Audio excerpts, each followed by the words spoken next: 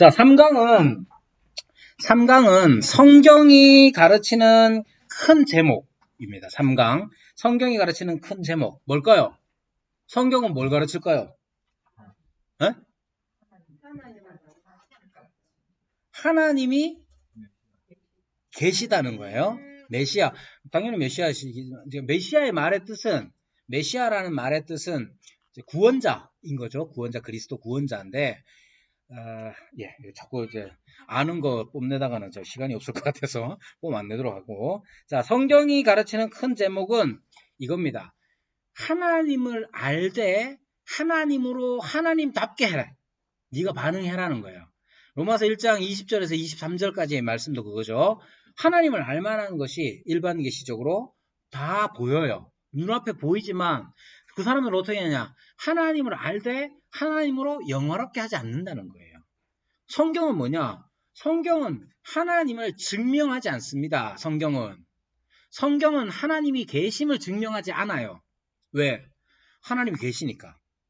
하나님의 계심을 전제로 하여서 하나님이 계시니까 넌 어떻게 하느냐? 너는 하나님을 하나님답게 그의 존재의 속성을 알고 그에 맞게 하라는 거예요. 자, 예를 들면 이런 거죠. 예를 자꾸 들면 안 되는데. 자, 제가 이제 여러분들이 저를 뭐라고 부르냐면 목사님 이렇게 부르잖아요. 그죠? 그 목사님 이렇게 불러놓고 목사님 그 물 좀 갖고 와봐라 이러면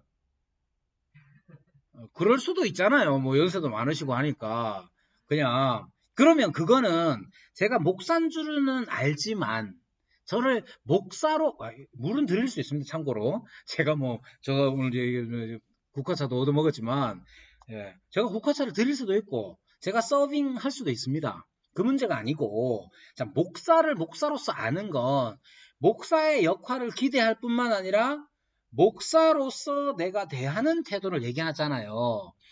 성경이 가르치는 가장 큰 제목은 뭐냐 하면 하나님이 계시되 계신 것을 알아라 정도가 아니라 알되 어떻게 알아야 하느냐 하면 바로 하나님으로서 대접하고 하나님을 영화롭게 해야 하는 거예요. 그걸 성경이 가르치는 겁니다. 자, 여기 이 책에 보면 성경은 개인 종말론을 가르치는 게 아니다 이렇게 얘기합니다. 개인 종말론. 개인 종말론 말의 뜻이 뭐겠어요? 개인의 죽음. 개인의 죽음만 얘기하는 게 아니죠. 개인의 죽음과 더불어서 그 다음에 나타날 내세에 관한 것을 개인 종말론이라고 합니다. 성경이 개인 종말론에 우리 많은 사람들의 관심은 이게 많은 사람들에게 통용되는 표현으로 하자면 죽어서 천국 가는 거, 천당 가는 거에 초점 맞춰져 있습니다. 여러분 그거를 제가 폄하하는 건 아니지만 예를 들면 전도폭발 훈련을 받아보셨겠죠? 전도폭발 맨 첫 번째 질문이 뭡니까? 오늘 죽으면 천국 갈 수 있습니까? 이렇게 묻잖아요. 그럼 우리가 그게 익숙해요. 그래서 그게 익숙해서 어떻게 생각하느냐면 신앙생활이라는 건 죽으면 천국 가기 위해서 신앙하나 보다 이렇게 생각합니다. 그런데 생각해보면 성경 여러분 내용을 잘 살펴보세요. 죽으면 천국 가, 죽으면 천국 가 이거 몇 번 나오겠어요? 거의 없어요. 거의 없는데 우리의 신앙이라는 걸 자꾸 죽으면 천국 가로만 생각해요. 성경이 가르치는 큰 제목이라는 건 개인 종말론이 아니란 말이에요. 그게 없다는 게 아니에요. 개인 종말론 없다. 그럼 죽으면 어떻게 되냐? 천국 가 이런 얘기가 없다는 게 아니야. 죽으면 천국 갑니다. 천국 가지만 성경의 내용상 그게 많으냐? 아니야. 많지 않아요. 아주 적고 거의 없습니다. 그럼 뭐가 있느냐? 하나님이 어떤 분이냐를 얘기합니다. 성경은. 더불어 뭘 가르치느냐? 사람. 여기 이 사람은 뭐겠습니까? 하나님 앞에서의 사람이에요. 하나님 앞에서의 사람. 그럼 이 사람 되면 어떤 의미가 있겠습니까? 하나님을 하나님으로 아는 자. 하나님을 하나님으로 아는 자로서의 사람됨을 성경이 가르치는 겁니다. 자꾸 이거 놓치면 안 돼요. 자, 그러면 3강에서 강조하는 것 한 가지가 뭐냐 하면, 그럼 하나님에 대한 사람의 가장 첫 번째 태도가 뭐여야 되느냐 하는 거예요. 뭐겠습니까? 읽으신 분은 알고, 못 읽으신 분도 알아야 되죠? 하나님 묵상해야 된다고요? 제일 첫 번째, 잠언 9장 10절. 여호와를 경외하는 것이 지식의 근본이다. 잠언 9장 10절에 여호와를 경외하는 것이 지식의 근본이래요. 근본이란 말의 뜻은 뭡니까? 기초예요. 그러니까 하나님을 묵상하는 것보다 더 기초는 하나님을 경외하는 거예요. 하나님을 사랑하는 게 중요합니까? 하나님을 사랑하는 게 먼저겠어요? 경외하는 게 먼저겠어요? 경외의 뜻이 뭡니까? 두려워하는 거예요. 두려움이 우리에게 가져다 주는 게 뭐겠어요? 조심하고 겸손히 행하는 거예요. 여러분, 사랑은요, 이 책에서도 얘기하지만 사랑은 굉장히 고도적인 차원 높은 거예요. 차원 높은 거예요. 그래서 그 처음서부터 하나님을 사랑하라, 하나님을 사랑하라 했을 때 대부분의 하나님의 사랑을, 여러분, 현대의 사랑 개념은 대부분 뭐냐 하면 자기 존중감입니다. 자기 존중감. 당신은 사랑받기 위해 태어난 사람. 예, 이거 이제 엄청 유행이었죠. 그래서 뭐 이게 복음 성가인지도 모르고 부르는 뭐 사람들도 많은데, 자, 그게 왜 그렇게 세상 사람들에게까지 인기냐? 복음 성가라고 불리는 CCM인데 왜 그러냐? 사랑받기 위해 태어났대잖아, 내가. 그 좋은 거예요. 자기는 날 사랑하지 않는 것 같아. 이 말 무슨 뜻입니까? 왜 나 함부로 해? 이런 뜻이잖아요. 그죠? 사랑이라는 걸 대부분 다 그렇게 생각합니다. 자기 자아 존중감. 자기 존중감으로 사랑을 생각합니다. 하나님이 날 사랑하셔요? 안 사랑하셔요? 사랑하셔요? 그때 왠지 하나님이 나 사랑하지 않는 것 같아. 그때 어떤 거냐 하면 내가 하고 싶은 거 하나님 못하게 해. 내가 하고 싶은 거 잘 안 돼. 하나님이 날 사랑하지 않는 것 같아 라고 말하는 거예요. 그죠? 그런 건 사랑이 아니죠. 사랑이 아닙니다. 그거는 맨 처음서부터 우리에게, 그러면 사랑이란 뭐냐 하면 함께 관계에 있어서의 성숙을 의미하는 겁니다. 그죠? 그러면 그것이 처음서부터 되느냐? 그렇지 않아요. 하나님은 존재론적으로 무한하시며 영원하신 분이기 때문에 그 영원 앞에서의 두려움, 그 경외감, 그게 시작이에요.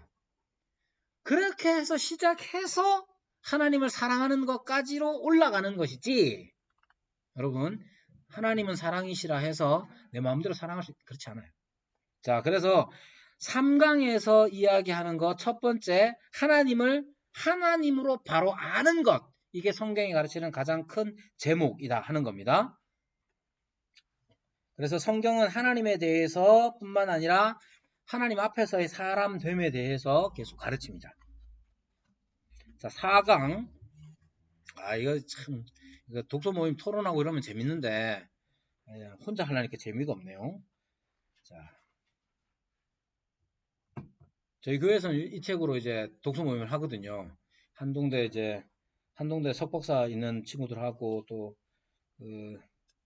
우리 이제 한동대 다니는 친구들하고 이렇게 하는데, 예, 그 친구들도 거의 처음 들어요. 그런 걸.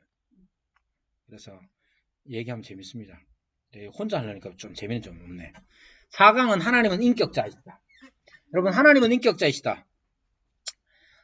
성경이 가르치는 것은 하나님에 대한 건데, 그럼 하나님에 대해서 가르칠 때 하나님에 대해서 어떤 걸 가르치냐는 거예요. 그래서 성경이 가르치는 가장 큰 건 하나님은 인격자이시다 하는 거예요.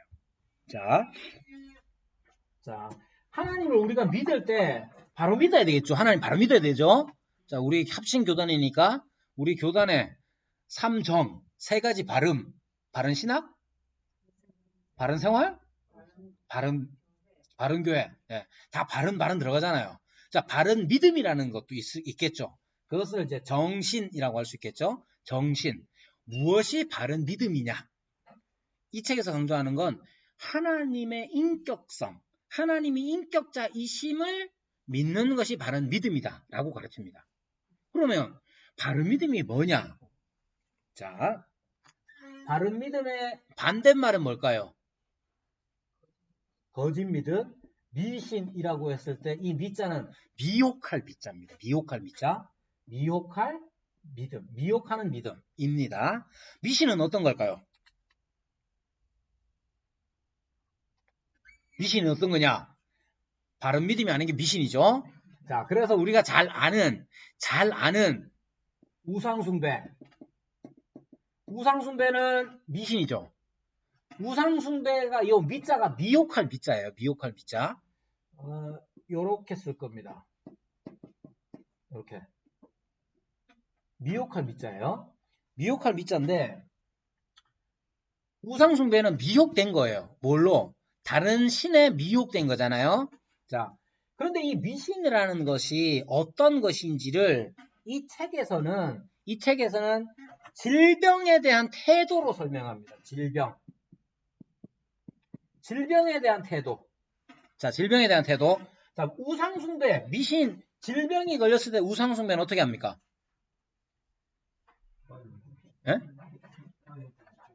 그렇죠. 예.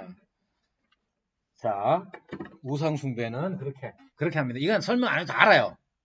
자, 그러면 지금 우상숭배 빼고 여기에서 우리가 질병에 걸렸다고 칩시다. 첫 번째 반응 뭘까요?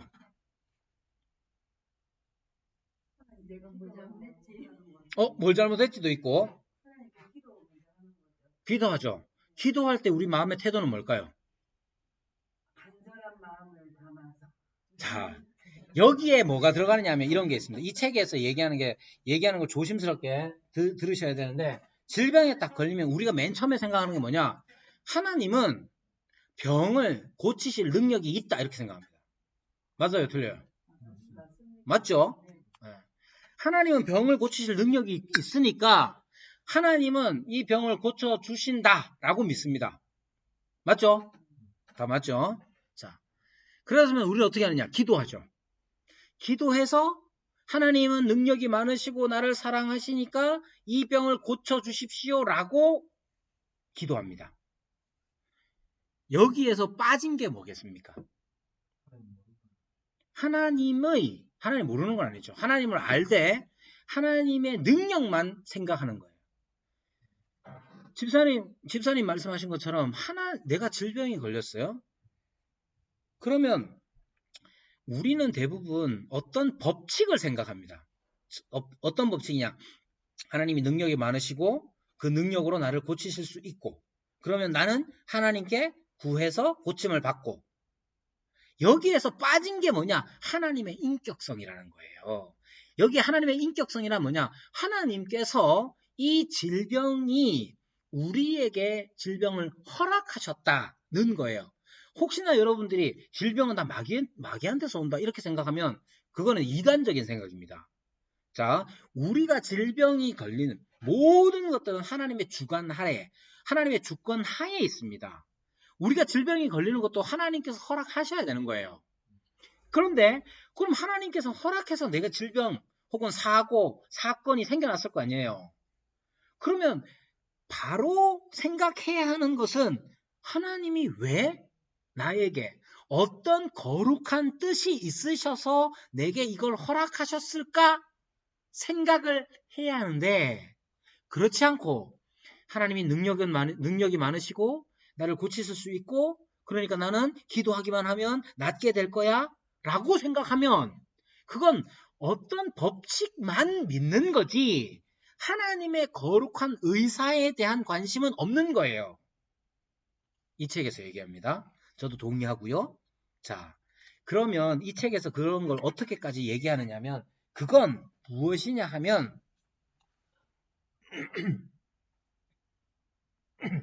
그것을 말해서 합리주의적이라고 그럽니다. 이 합리주의적을 다르게 표현하면 이신론이라고 해요. 이신론이 뭐냐 하면 이거 이치 이자 이치 있자. 진리할 때 그 있자예요. 이것이 신이라는 거예요. 이치가 신이라는 거예요. 자, 하나님께서 이 세상을 만드셨죠? 하나님께서 만드셨을 때에 이 세상을 다스리시는데 어떻게 다스리시느냐 하면 법칙 하에서 세상이 잘 굴러가도록 만드셨다는 거예요. 그 중에 신앙의 법칙도 있대. 신앙의 법칙이 뭐냐? 하나님을 믿기만 하면 하나님께서 그 믿음에 응답해 주신다는 거예요. 여기까지 다 아멘 할 뻔했죠? 네. 여기서 빠지는 게 뭐냐? 항상 빠지는 게 뭐냐? 그러면 그 신앙의 법칙이라는 것도 어떤 법칙이라면 여기에는 하나님의 인격성이라는 게 들어가지 않아요.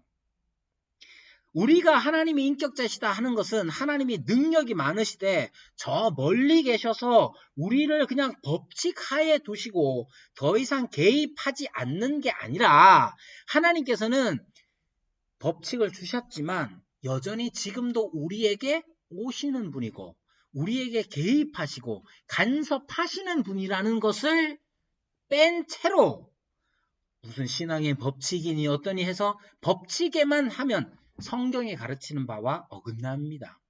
성경은 하나님께서 인격자이심을 아주 잘 가르칩니다. 그 대표적인 게 뭐냐? 4강에서 나오는 게 뭐냐? 신의 의인화입니다. 신의 의인화.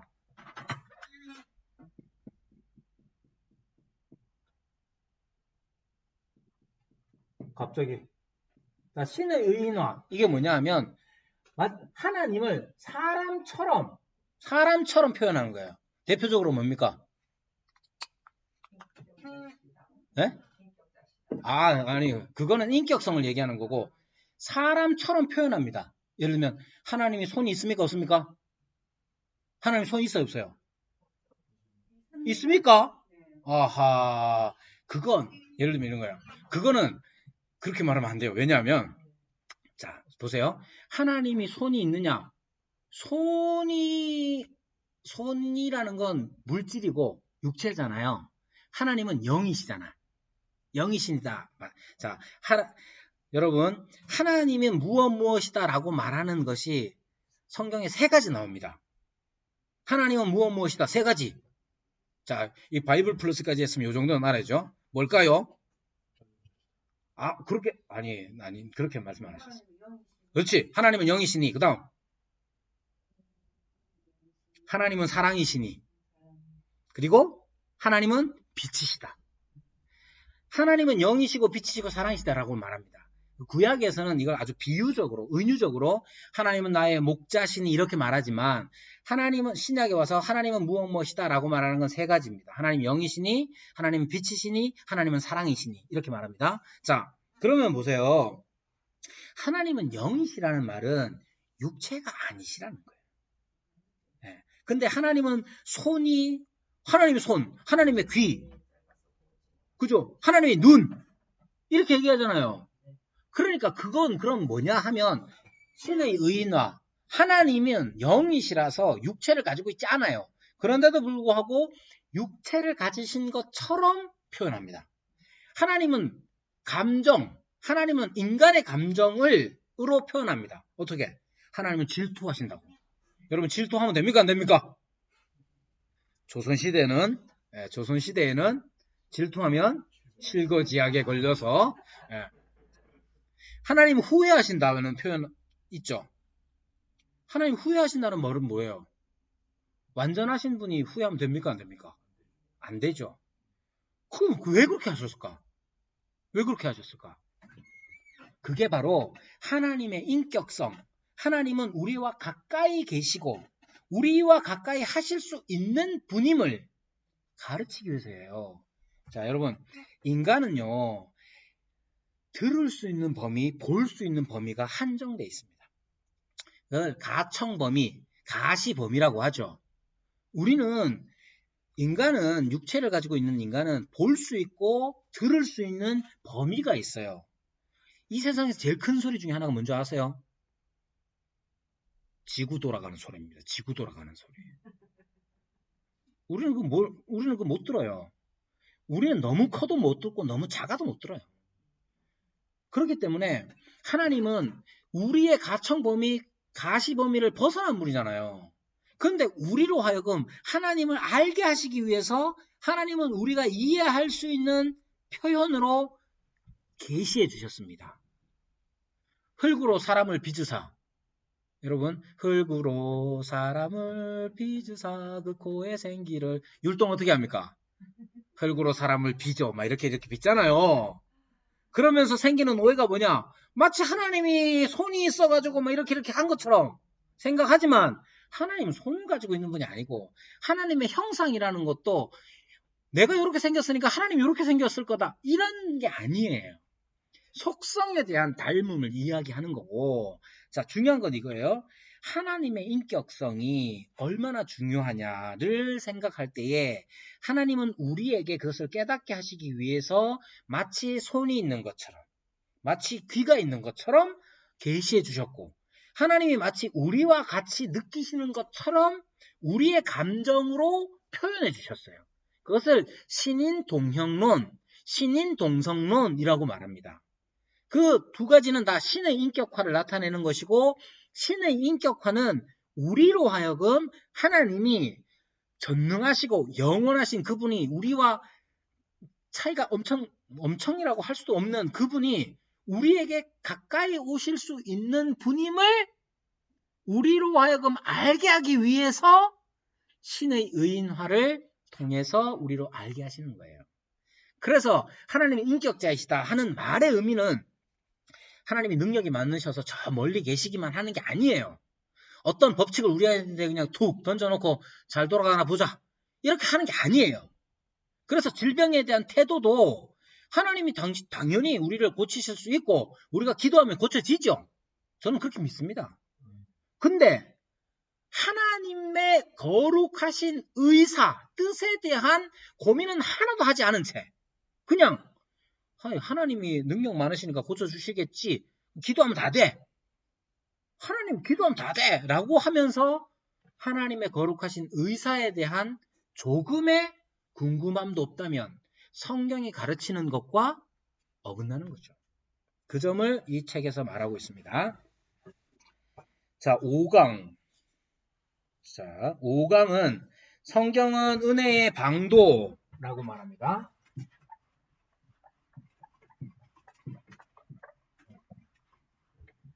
자,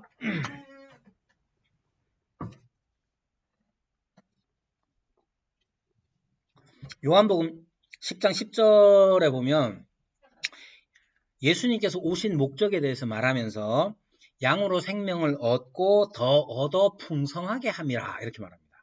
자, 생명이 뭘까요? 지난 시간에도 말씀을 드렸는데 주로 이제 사람들이 생명이라는 것을 나를 중심으로 생각합니다. 그래서 내가 안 죽으면 생명이라고 생각합니다.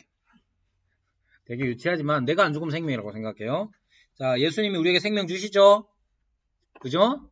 그래서 나는 어떻게 되느냐?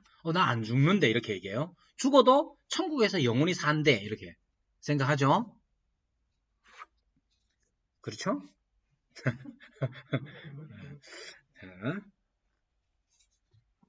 천국에서 영원히 산대. 거기에 방점은 어디 찍혔냐면 내가 죽지 않는다의 방점이 찍힙니다. 그러면 자, 예수님께서 우리 만약에 그렇게 생각하면 요한복음 10장 10절 생명을 얻고 더 얻어 풍성하게 한다 하는 말씀이 왜 두 번씩이나 이렇게 말했을까? 생명을 얻는다 그러면 될 거 아니에요. 더 얻어 풍성하게 한다는 말의 의미는 뭘까? 그 점을 좀 고민을 해보시라는 거예요. 그리고 그것이 지금 우리가 논하고 있는 성경과 하나님의 말씀과 어떤 관계에 있는가?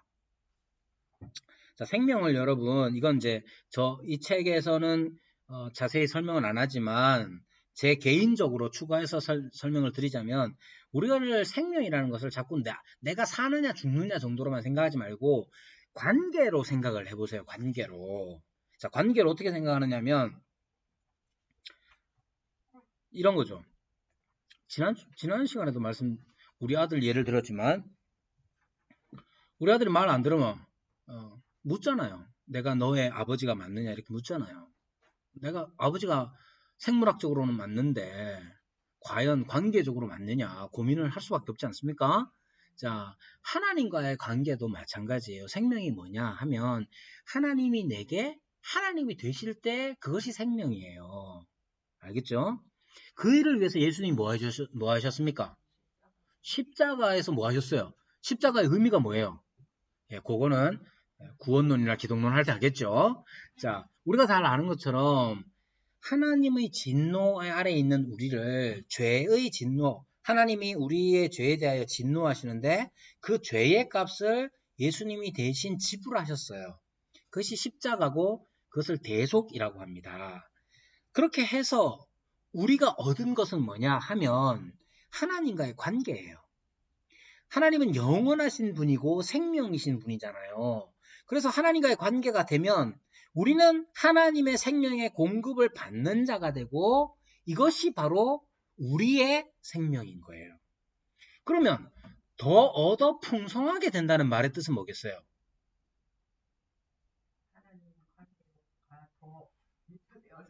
하나님의 관계가 더 밀착되는 거지.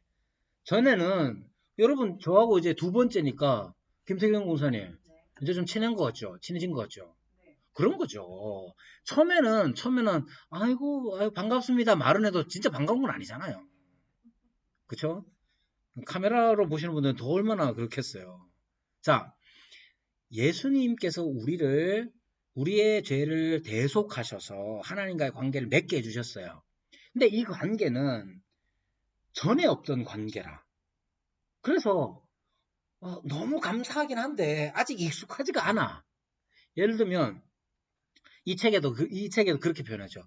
천의 고아가 아버지 없이 사는 것처럼 그냥 막 다녔는데 누군가를 만났는데 아버지라 너무 좋죠.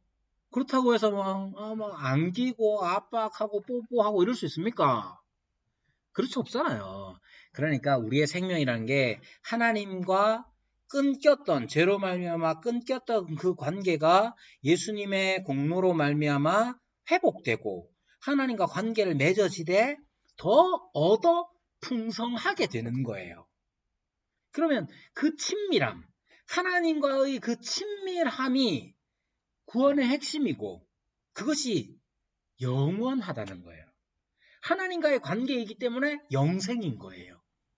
영원하신 분과의 관계잖아요. 그래서 영생인 거예요.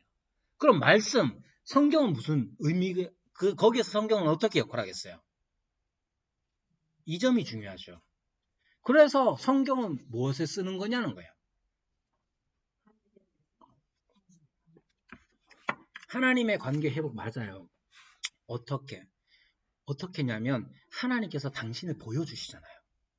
하나님께서 당신을 보여주셔요. 얼마나 사랑하는지 또는 하나님께서 인간에 대하여서 무엇을 원하시는지를 보여주시잖아요. 어디에서? 말씀에서. 말씀이 뭐가 기록되어 있는데요? 이스라엘의 역사를 통해서 이스라엘이 한 짓 혹은 이스라엘이 하나님을 기쁘시게 한 거 이스라엘이 하나님을 기쁘시게 못할 때 우상숭배하고 할 때 하나님이 어떻게 하셨습니까? 그런 기록들이 나오잖아요. 그런 기록을 읽으면서 하나님과의 친밀함은 어떻게 하는 거구나. 하나님은 이렇게 역사하셨으니까 하나님은 지금도 그렇게 역사하실 것이고 나는 그런 하나님을 성경을 통해서 배워서 하나님은 이런 분이구나를 알아가는 거. 알면 뭐 하느냐? 하나님과 더 가까운 친밀한 관계 속에서 있는 거예요.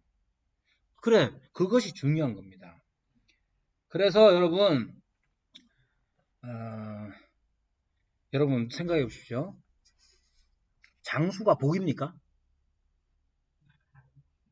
아니라고 담대히 말씀하셨네. 성경을 부정하시는 건가요? 장수는 하나님 앞에 신실하게 잘 믿은 사람들, 특히 효도한 사람들, 하나님께서 복으로 장수의 복을 주신다고 그랬어요. 근데 장수가 왜 복입니까? 수명, 오래 사는 거. 정답. 풍성하게 흐르는 거예요. 그러니까 장수라는 것은 단지 내가 막 주름이 얼마나 많이 가느냐의 문제가 아니에요. 겉사람은 날로 후패해지는 거예요. 근데 속사람은 어때? 근데 그 속사람이 뭐냐는 거예요. 속사람이 나 혼자 뭐 의지가 이런 거 아니고 참된 생명의 관계에 관한 거예요. 1년 전 여러분들 막 아련하게 막 추억으로 간직하고 있는 게 뭐냐? 첫사랑 뭐 이런 얘기하면서 처음에 은혜 받고 막 이런 얘기 하잖아요. 그럼 맨날 그 옛날에 그때 첫사랑 막 이러면서 여러분 그러면 여러분들 회개 엄청 해야 됩니다. 첫사랑을 회복 못해서가 아니에요. 우리의 속사람은 날로 강건하고 독수리 날개쳐 올라가듯이 우리는 주름투성이가 되고 허리는 꼬꾸라질지언정 하나님과의 관계, 하나님을 알아가는 일은 더 풍성해지는 거죠. 여러분 막 오래 살면 인생이 뭐다 이런 거 알잖아요. 인생을 더 배워가잖아요. 왜 하나님을 모르느냐 이 말이에요. 왜 하나님을 알려고 안 해. 오직 그냥 내가 뭐 하는 것만 생각해요. 그건 혼자서 사는 것, 그건 생명이 아니에요. 여러분이 자랑할 것도 없어. 자랑하는 게 아니라 우리의 속사람이라는 건 하나님의 말씀을 들으며 그 말씀 속에서 내가 얼마나 하나님과의 관계가 얼마나 친밀한가의 문제지 내가 얼마나 헌금을 많이 했느냐. 기도를 또 얼마나 기도 많이 해가지고 여러분 지난주에도 말했지만 교회에서 제일 무서운 분들이 누구냐?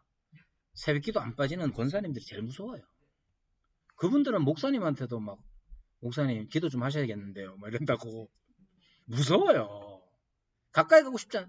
그러나 정말 사랑하는 사람들은 따뜻함이 있습니다. 그 따뜻함이 어디에서 오겠어요? 하나님 곁에 있으며 나오는 그리스도의 향기라는 게 있어요. 여러분 그게 우리의 속사람이고 그건 100살이 되든 90살이 되든 더 깊어질 수밖에 없어요. 그럴 때 장수가 복이에요.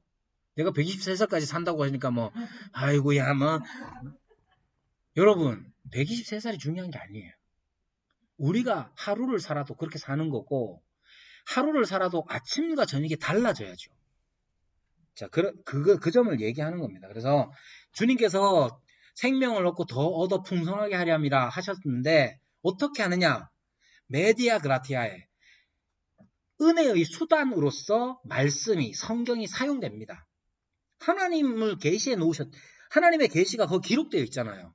그걸 보면서 우리는 나를 사랑하신 그분에 대한 사랑을 드러내며 살아갈 수가 있는 거죠.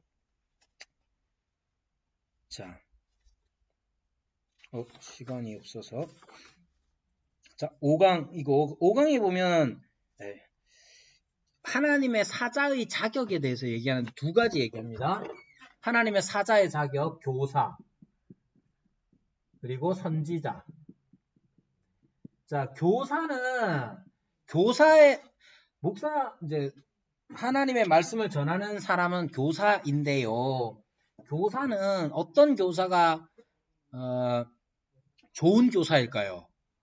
사람들은 자꾸 어떻게 생각하느냐면 최신의 내용과 최신의 방법을 가지고 가르치는 사람이 좋은 교사라고 생각하는데 여러분 하나님을 아는데 이 알미라는 게 어떻게 지금 우리에게까지 왔느냐를 생각하지 않으면 안 됩니다.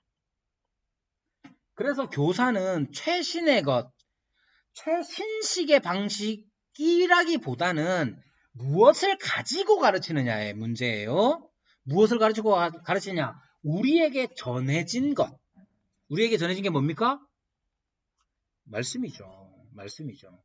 자, 지난 시간에도 말씀드렸지만 예수님께서는 기록을 안 하셨어요. 예수님 기록을 안 하셨습니다. 그 기록을 누가 했느냐? 사도들의 증언입니다. 사도들의 증언을 통해서 믿는 자들이 생겼고 사도들의 증언이라는 것은 예수님의 교훈 가르침에 대한 것이었어요.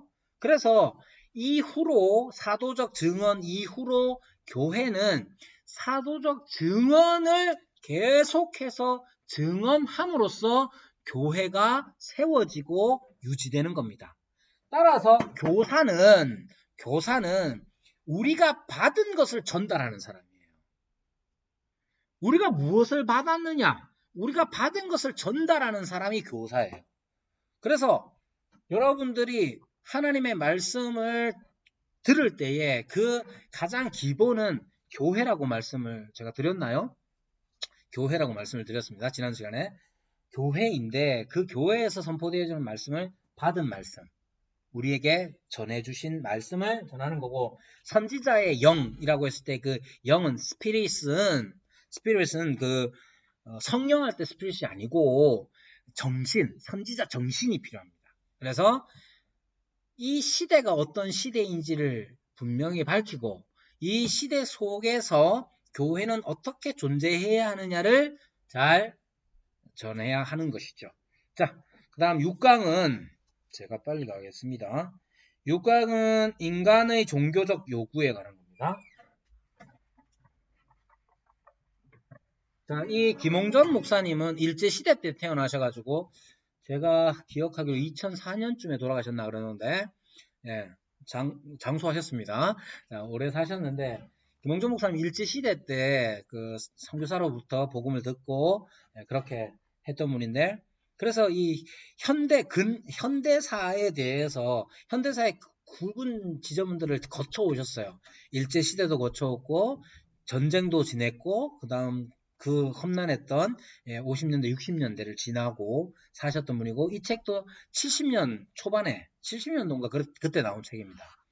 자, 그때에도 보시기에 기독교라는 것이 너무 단순하다. 어떻게 단순하냐? 믿고 천당 가는 것밖에 없다. 이렇게 생각합니다. 그때에. 근데 지금도 거의 비슷한 것 같아요. 덧붙여진 게 있으면 믿고 돈 많이 벌고 편하게 살다가 천당 가기. 요 정도밖에 없어요. 아, 이렇게 말하면 좀 나도 자존심 상하고, 자, 목사로서 자존심 상해서 그렇게 말하기엔 좀 그런데, 그런 경우가 있다는 거죠. 그럼 왜 이렇게 됐느냐 했을 때, 인간의 종교적 욕구, 종교적 욕망 때문이다. 이렇게 얘기해요. 이걸 잠깐 설명하면, 이게 많은 세상 사람들이 종교가 어떻게 나타났느냐를 얘기합니다. 유발 하라리부터 시작해가지고 얘기하는데, 그냥 요 책에서만 얘기하자면 간단하게, 우리는 살면서 결핍 속에 살아갑니다. 결핍. 뭔가 결핍이 있죠. 예를 들면 건강에도 결핍이 있을 수 있고, 돈에도 결핍이 있을 수 있고, 인간관계에도 어떤 결핍이 있을 수 있죠. 결핍이 있으면 어떻게 됩니까? 불안하죠.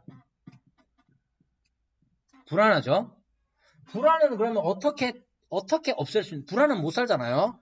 불안해서 못 살겠다 그러잖아요. 자, 불안은 어떻게 없애느냐? 권력 혹은 힘을 가지고 있어야 되죠. 힘으로써 이 불안을 상쇄시키죠. 그죠? 자, 여러분이 병이 걸리면 어떻게 돼요? 여러분이 병이 걸리면 맨 처음 생각나는 게 뭡니까? 암 진단 받으면 뭐가 생각납니까? 보험금. 그렇지. 보험금이 제일 먼저 생각나죠.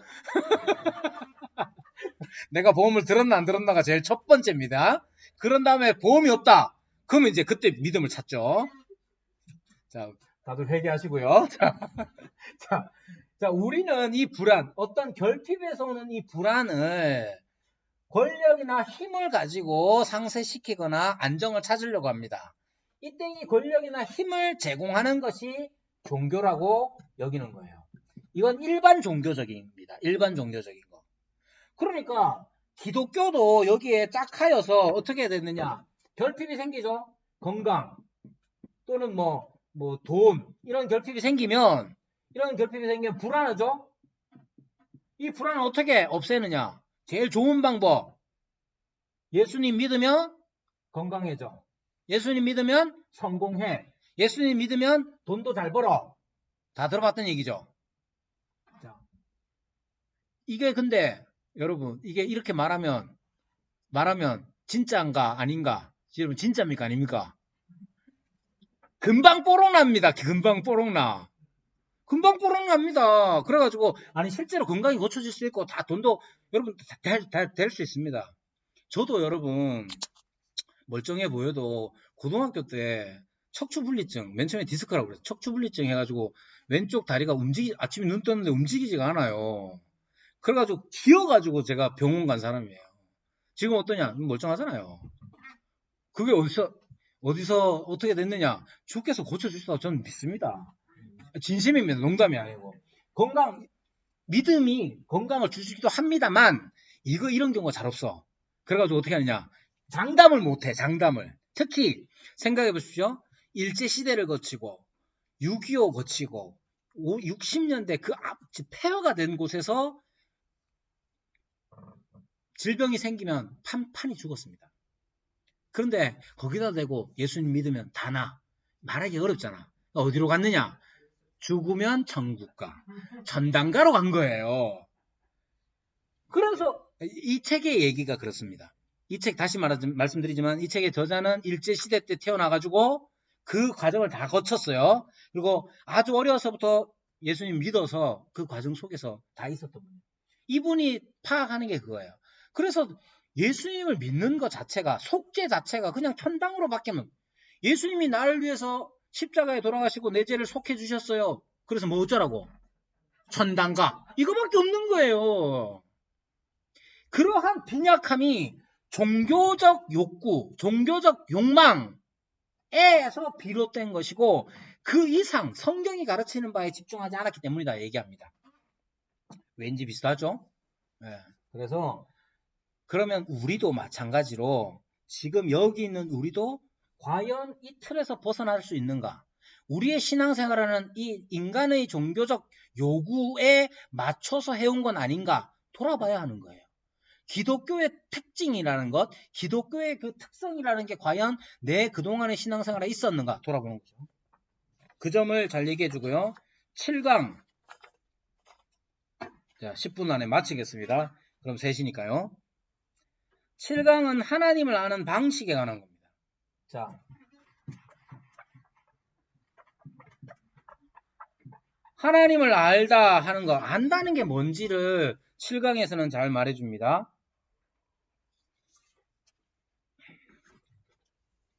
여러분, 하나님을 안다는 게 뭔가? 제가 연애할 때 대구 시내에서 이렇게 지나가는데, 그때 여자 연예인 중에 누가 왔는지 기억이 안 나는데 그냥 대충 이효리라고 치고, 이효리 씨가 저 건너편에서 아니 이효리 맞나? 하여튼 그냥 그때 그렇게 칩시다. 저 건너편에서 이제 연애 이제 데이트 막 시작했는데 저쪽 편에서 막 팬 사인회 같은 걸 하는 거예요. 그래서 제가 여자친구와, 참고로 그 여자친구는 제 지금의 아내입니다. 오해하지 마세요. 자, 그래가지고 저 옆에다 대고 효리야 왜 연락 안 해? 막 소리쳤어요. 그랬더니 아내가 오빠 알아 이러더라고. 그걸 알지. 당당하게. 자는 날 몰라. 이렇게 된 거죠. 자, 여러분 안다는 게 뭐냐 했을 때 내가 그 사람의 이름을 알고 그 사람의 정보에 대해서 내가 인지하고 있다는 게 아니라는 거예요. 우리 다 잘 알잖아요. 그래서 이 성경에서 안다라는 말의 뜻을 히브리어로 야다라고 하는데, 이 야다의 의미를 번역을 창세기에서 아담과 하와의 경우에 어떻게 했느냐면 아담이 하와와 동침함에 이렇게 했습니다. 그러니까 얼마나 인격적인 알미냐는 거예요. 여러분들도 이제 어디 가면 뭐 포항 그해나라교회 이상용 목사나 알아 이렇게 말씀하시겠죠. 안다. 근데 그건 거의 그냥 인지하고 있다는 거예요. 그러면 이것은 성경에서 말하는 알다와 다른 의미가 되는 겁니다. 이거는 헬라적, 이제 그리스적 알에 관한 것이고, 히브리적 알미라는 것은 내가 그 사람과 함께 지내보니 알게 되었다. 혹은 함께 지내서 알게 되는 그 사람의 독특함, 인격의 독특함을 내가 누리고 있는 것, 그것을 알다라고 하는 겁니다. 큐리어스라는 주라는 이 헬라어와 함께 히브리어는 또 다른 의미가 되는 거예요. 히브리어와 헬라어의 주라는 것은 이제 큐리어스 할 때 그 헬라어적 주인이라는 말은 하나님을 향해서 주님이라고 하는데, 그때 헬라적 의미는 굉장히 합법적 지배자로서, 능력 있고 합법적 지배자로서의 주를 말합니다. 그러나 이스라엘 사람 히브리적 주인이라는 뜻은 종과 주인의 그 율법에 관한 얘기 나오면 뚫린 게 얘기 나오잖아요. 종이 저는 해방 필요 없습니다. 저는 주인님의 계속 종으로 살고 싶습니다. 하면 길을 뚫지 않습니까? 그때 나타나는 주인의 그 주인됨. 그건 폭력적이거나 합법적이거나 혹은 지배적이거나 그런 개념이 아니라 얼마나 인간적으로 그 주인됨이라는 게 얼마나 인간적인가를 알게 되는 거죠. 그 성경에서 말하는 알다라는 것이 바로 그런 거예요.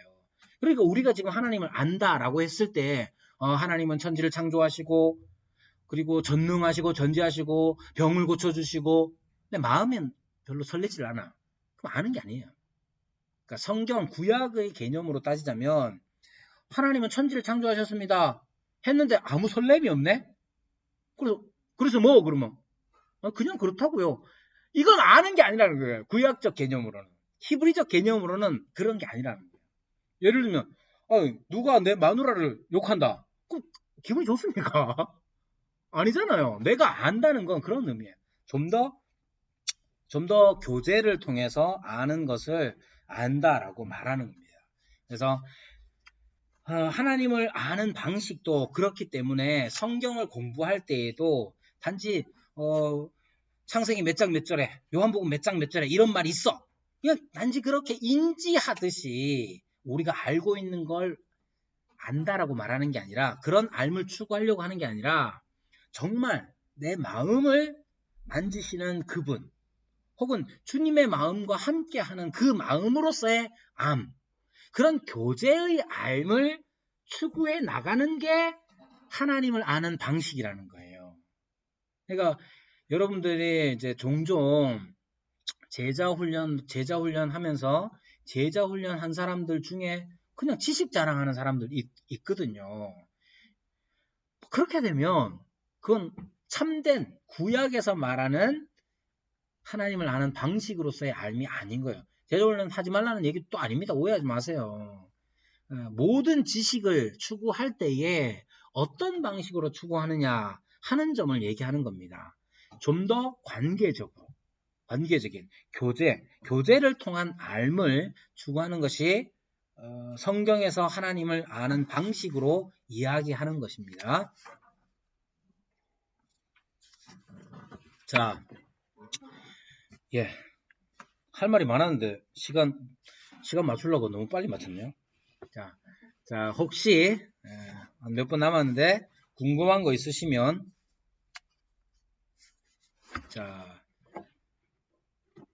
제가 모두 다 열어드릴 테니 자, 여러분 네, 감사하고요. 다른 거 혹시 궁금한 거 없습니까? 없으신 것 같아요.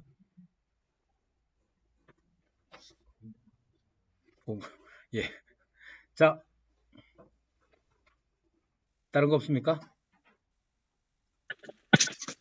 자, 그러면 여기까지 오늘 하겠습니다. 감사합니다.